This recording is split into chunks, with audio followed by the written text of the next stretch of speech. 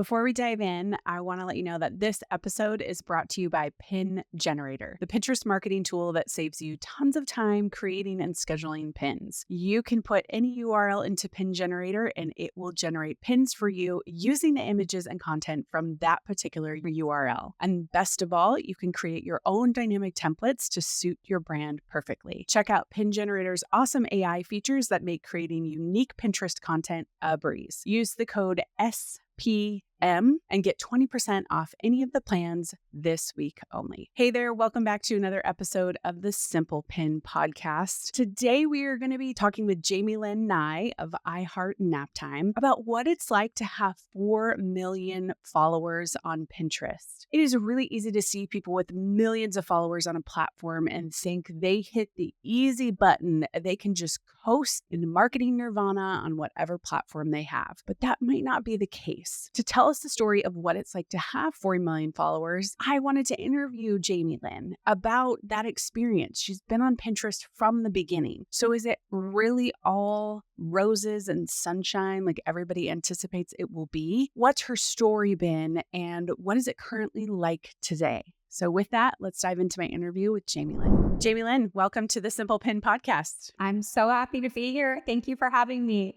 Yeah, me too. I'm excited to chat with you. I know it's been years. You came to mind just recently, and I was coming up with this idea of kind of follower growth equaling, amazing growth for the creator. And I thought, well, I just need to talk to you about your experience of having 4 million followers. So before we get to that point, start me at the beginning, kind of the origin story. How did you even get started with Pinterest and using it for your business? Yeah, I started my blog back in 2010. And so I feel like I'm kind of a dinosaur in the industry. And I was there working on my blog spot before Pinterest even began. And then it was later that year, Pinterest kind of started rolling out. And I was an early adapter. I hopped right on. I was one of the first on Pinterest. So I really got in at the beginning, which was awesome for my business because I was selected as one of the creators that they featured, which really helped boost my follower count in the beginning. But it also took years of consistently putting out new pins, new content, and really staying consistent. That has really helped over the years. Pinterest has been a huge asset to my business. It's continued to be one of the strongest drivers of traffic besides Google. So yeah, I've been around since the beginning and Pinterest has been a huge part of my business. So I have to ask, do you remember how you got your first invite? Do you remember who sent it to you or was it just you got an invite? It was from Ben, the original founder of Pinterest, which was amazing. I feel like there was only a few people on the team back then. And for some reason, he reached out and we had a conversation. And yeah, the ball just started, I feel like, rolling after that. I remember one day looking at my follower count and it was like 10,000. The next day it was like 12,000. And then it just kind of started spiraling, which was really fun to see. And I feel like back in the day, Pinterest was so fun. You'd pin something and then go viral and you'd see that repin count growing. It was a whole different world back then, but it still is a lot of fun. And I still enjoy Pinterest even today. Well, let's kind of jump off on that point because I think people who have been creators for so long, 14 years for you, almost 15 years. Yeah. When you have this experience of something that is watching your follower count grow, and at the time too, that was equaling a lot of traffic. Like you would kind of go crazy and then you would get these visits to your site. All those changes and how Pinterest is so different now. How have you adjusted and kind of ebbed and flow with these changes? Or has that been a struggle for you to kind of, for lack of a better phrase, pine for the old days, if you will? Yeah, I think it was about 3 or 4 years ago where there was a really big shift and we started to notice a decline. I think my traffic cut in half, I would say, within about a month from Pinterest. So there was definitely a shift where they changed things. And at that point, I remember bloggers kind of just, oh, that's it. I'm not doing Pinterest, and kind of jumping off the bandwagon of Pinterest. And I kind of looked at it as, how can I pivot? How can I readjust my strategy? it wasn't just throwing a pin up there and you were going to take off anymore. It was really having to dig into the analytics to see what was working. It was digging into the search to see what was working. It was then I started really digging into keywords and looking at Pinterest more as a search engine rather than I'm just here for a social media strategy. I kind of pushed off my social media strategy and started looking at it more with analytical eyes and really focusing it more as a search engine base.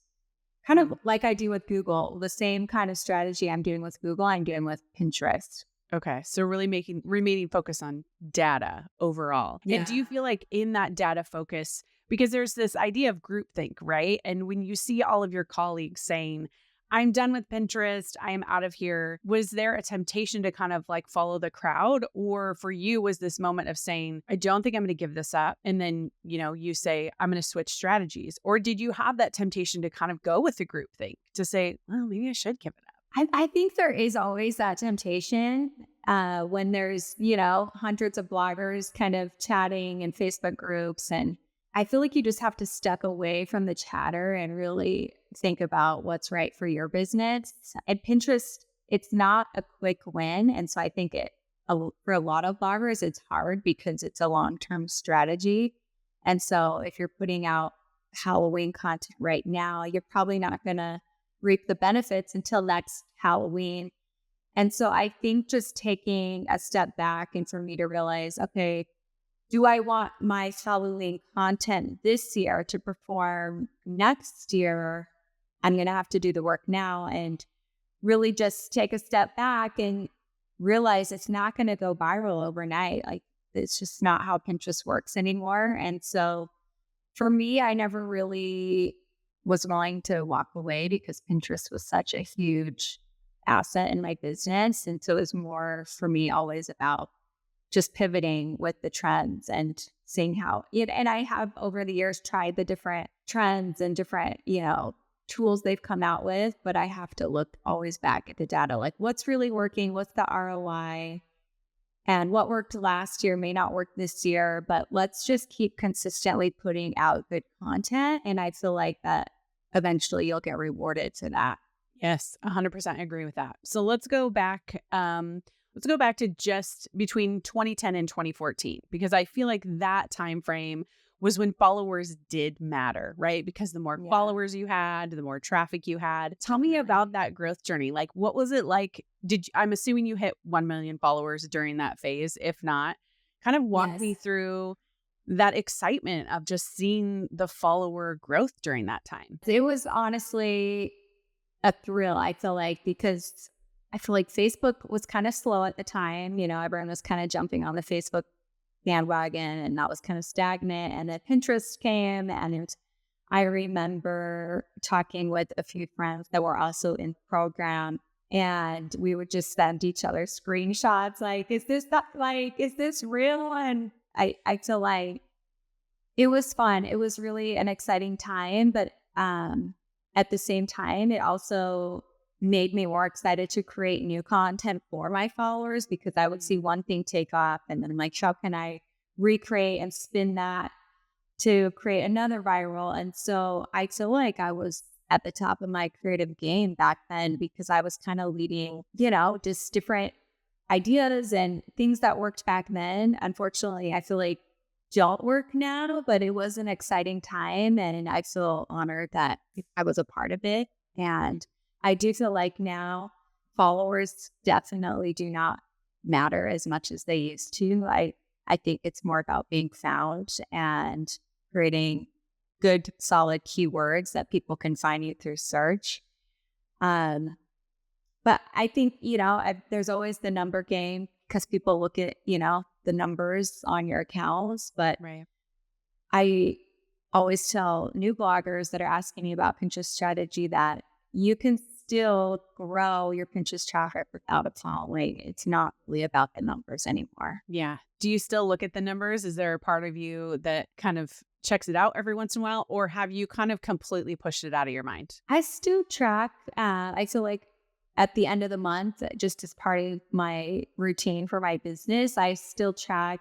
I have a Google spreadsheet which has been, I've been tracking for over 10 years. And it is cool to see the numbers at the end of the month. I write down, all of my social media followings, the traffic that came from each spot. And that way I can kind of see where there's been growth or maybe where it's stagnant. And I definitely feel like the numbers of followers has been more stagnant this year with Pinterest. It's not as before, it may be like thousands of new followers per week or per month. And now it's maybe just, a couple thousand per month. And so I definitely feel like the number is more stagnant this year, but I haven't seen the traffic dip. And so I feel like it's still been a steady incline, which has been awesome. So it just goes to show that just because you're not seeing follower growth doesn't mean that you cannot get a traffic boost from Pinterest as well. Yeah. And that was actually going to be my question, because I think there's this idea that, okay, if we see follower growth, there's always going to be the same pattern. So therefore, if we see a slow in follower growth or even a decrease, because I remember there was a time too on Pinterest when we would see them kind of sweep the platform for spam, and you would decrease in followers and you would think, oh my gosh, what's going to happen? But you never really saw this correlation of traffic decreasing with that. And truthfully, you don't even want those accounts, right? Yeah. Because they're spam. Yeah, they're not going to drive traffic. They're not actual eyeballs on your content. And so for me, even, with Instagram, if they're doing a cleanup, I'm all for that, because then your reach is going to start going back up. And so I don't worry too much or stress too much about that. Right. So I want to talk about your tools that you use and ask you some questions around that. But I think the question that a lot of people, or the myth that a lot of people have, is that you have 4 million followers. It is now easy for you. You can just kind of set the easy button. You don't really have to worry about it because you're at the top of the top. So even if you stop pinning or you stop creating, you're not going to be impacted as much. Would you say that is something that that is a myth, that it's something that you still have to work at it? You still have to invest in it because you have to nurture and grow this platform. And it's not necessarily the case that you can just kind of like kick back and let it run. Yeah, I think it's definitely a myth. I think with every single social platform and Google and everything on your website, you have to be there day in and day out to continue to see growth with traffic. Creating new content, I feel like, is one of the best ways to build new growth.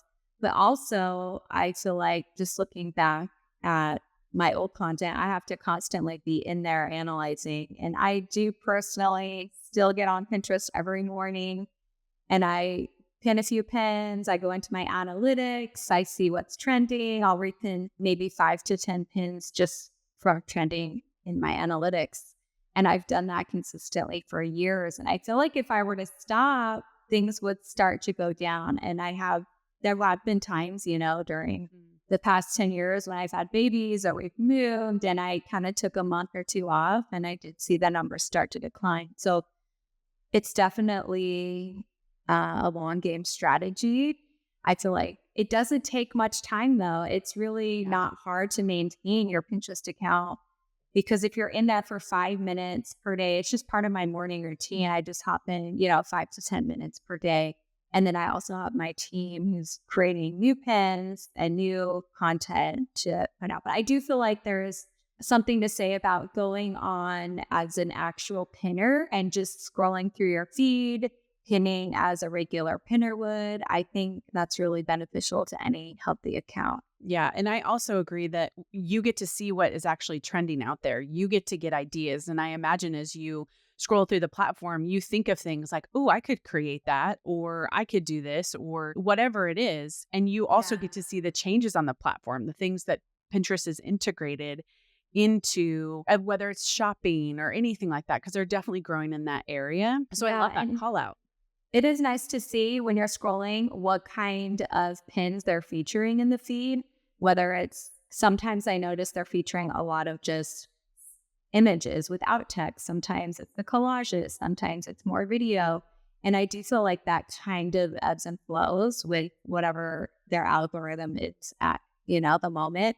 And so I can tell my team to push out more of those type of images I'm seeing in the feed, because that's what they're favoring. Yeah. So what I'm hearing is that you have help but you're definitely the leader in kind of strategy and where it's going. You have your finger on the pulse with what is happening with Pinterest, and you get to guide your team on that. And one of Correct. the Yeah. things that you've brought up a couple of times is keywords. So I'd love to hear from you, like, how do you identify keyword do you want to use? How do you integrate them into your content strategy too? We'll talk about that in a second, but what are your favorite tools to use for keyword research? Honestly, my favorite tool is just the search bar on Pinterest. I feel like for me, I mean, we do keyword research for the blog posts in SEMrush or in Google beforehand. So we kind of already have our base set of keywords that we're targeting in our blog posts, but then I'll take those keywords and I'll put them into Pinterest search and see what type of words are popping up, see what's first on the first row, because that's kind of the search terms that readers are going in and searching into the Pinterest search bar. And so I'll take those and I'll try to integrate them into the text. Keywords can also be found on a text overlay with the images. So I'll try to incorporate the keyword there. I'll try to incorporate the keywords into my boards and make sure those pins are going to the correct board. So if it's a cookie, having repinned onto a cookie board or maybe repinned further onto a dessert board, and kind of make sure that original pin is going as far as it can on all the related boards. That's kind of how I've always done it. And I don't know if that's the best way, but it seemed to work for us. Well, I think that's how you wrap that up is exactly the best way. And I think there's a lot of people searching for quote unquote the right strategy. And what I'm hearing from you is that you figured out the right strategy for your business. You know the touch points that you need to have with Pinterest in order to make good decisions.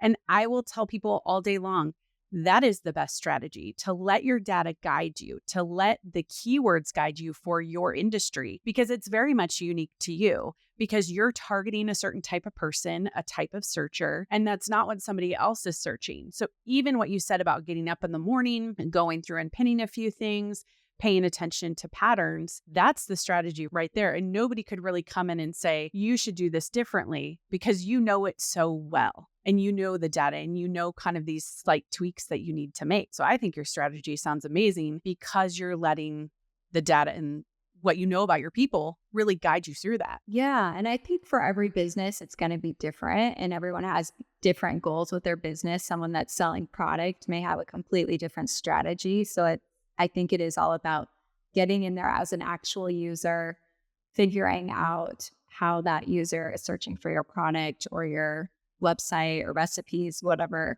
you're trying to promote, and then looking at the data. I agree completely. 100%. So we talked about the 14 years, almost 15 years that you've been on Pinterest. So you've seen a lot of iterations. And a couple weeks ago, they had Pinterest Presents where their messaging was a lot of like, I want to reintroduce you to Pinterest. We want you to, especially as ad retailers, we want you to spend ad dollars here.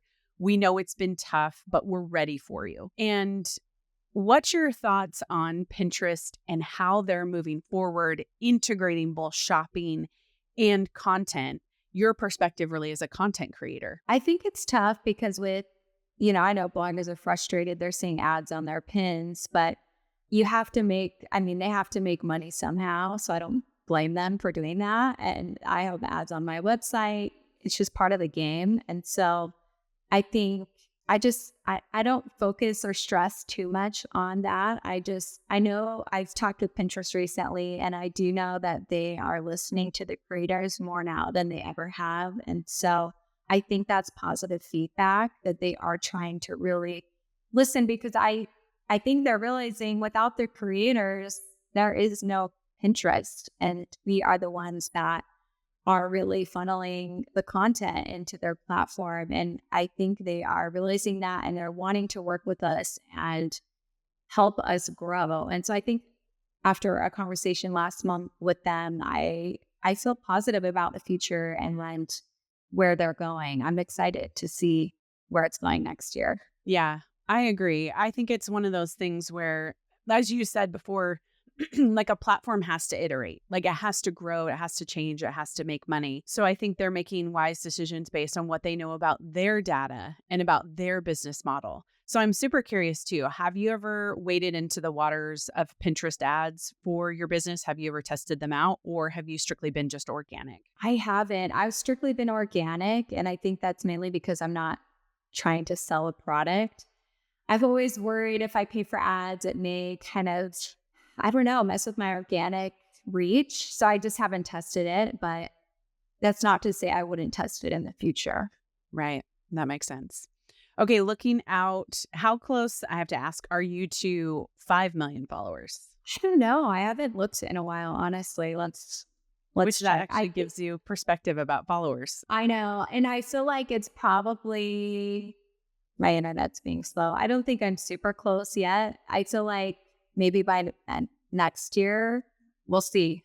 Yeah. I feel like the growth on followers is definitely a lot slower than it used to be, but hopefully next year I'll get there. I think that would be a good goal to reach. If you had to tell somebody who is just starting out in business, sorry, I keep getting this frog in my throat too. If you had to tell somebody who's just starting out in business and they are looking around at all the platforms, right? Because when you started in 2010, there was literally Twitter, Pinterest had just started, Facebook. I don't even think Instagram had really come on the scene as even a marketing tool at that point.